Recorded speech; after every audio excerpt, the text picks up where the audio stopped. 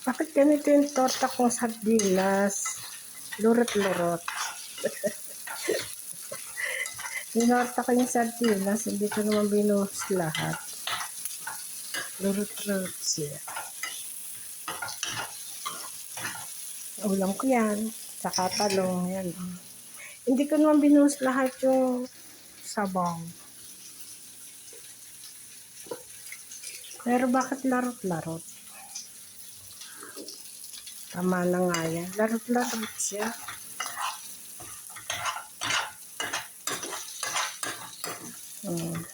Larot-larot.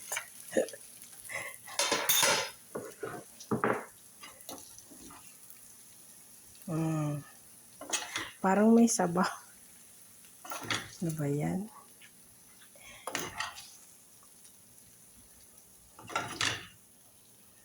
Larot-larot. Ang ulam ko.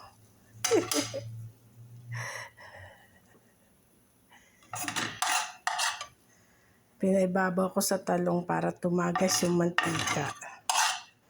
Ano ka ng teteng yung ulam ko. Larot-larot.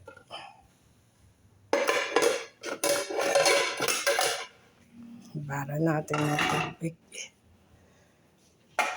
para lumambot.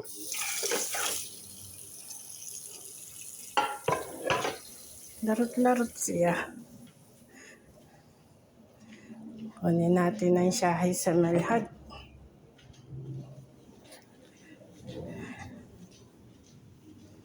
Ang init.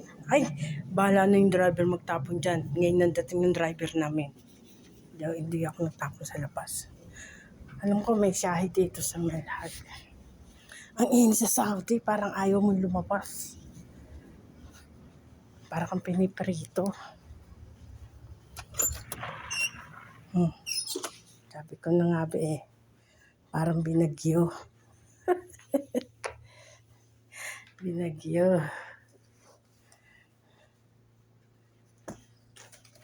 Ang init, grabe. Ang init-init sa Saudi. Oh, Diyos ko.